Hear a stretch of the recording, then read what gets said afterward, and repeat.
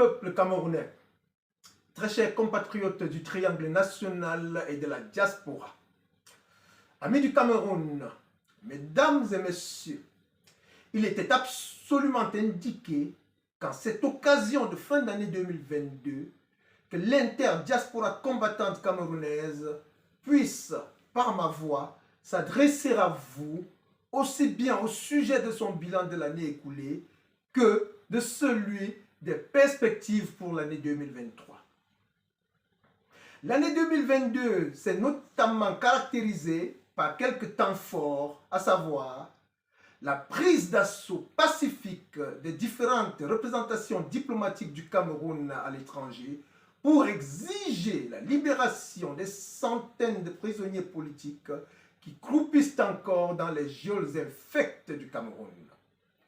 Le boycott des influenceuses qui a abouti à un nouveau format des soirées en diaspora. La poursuite du boycott des artistes irrecevables dont le seul salut en diaspora reste et demeure une prise de position sans ambiguïté contre la guerre au Nozo et en faveur d'une paix négociée et contre les difficultés sociales des Camerounais. Des manifestations devant le siège du Haut Commissariat des Nations Unies aux droits de l'homme à Genève et le Parlement européen à Bruxelles pour exiger la libération des prisonniers politiques. Des manifestations pour dénoncer les arrestations arbitraires ayant abouti à la libération de certains prisonniers tels que les jeunes de la plantation de Djombe-Penja. Le rétropédalage du gouvernement illégitime et génocidaire de M. Biya sur les réclamations des enseignants suite aux marches en diaspora, même si les belles promesses n'ont jusqu'alors accouché que d'une souris. L'arrestation d'un des principaux coupables de l'affaire Mirabel Lingom suite à l'action de la diaspora combattante avec la famille de la défunte. Le boycott des chefs traditionnels camerounais en Europe. Le boycott des chefs traditionnels lors de l'exposition dénommée Sur la route des chefferies du Cameroun. Le boycott des personnalités politiques irrecevables dont Mme Ketia Cortés.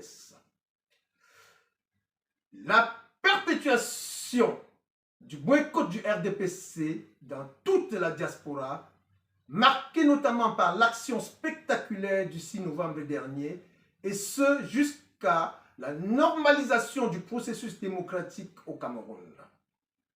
Cependant, parce que convaincus de la contribution qui est la nôtre, aussi modeste soit-elle, nous comptons pour les perspectives de l'année 2023, nous atteler à poursuivre notre campagne d'éveil citoyen.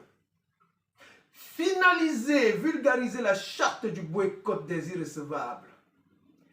Publier un chronogramme des manifestations et meetings pour l'année 2023.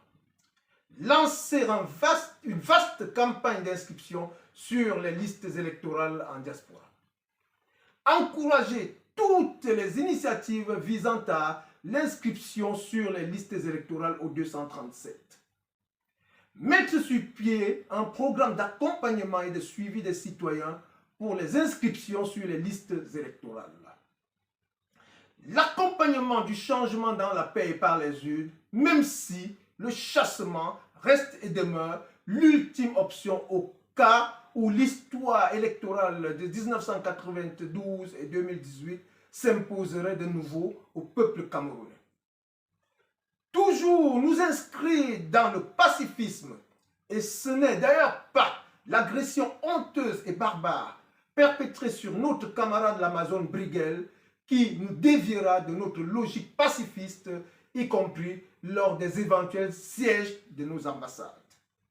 Et pour ce, l'interdiaspora combattante camerounaise est prête à travailler avec toutes les bonnes volontés et toutes les forces de la résistance qui sont engagées dans la lutte pour le changement dans notre pays.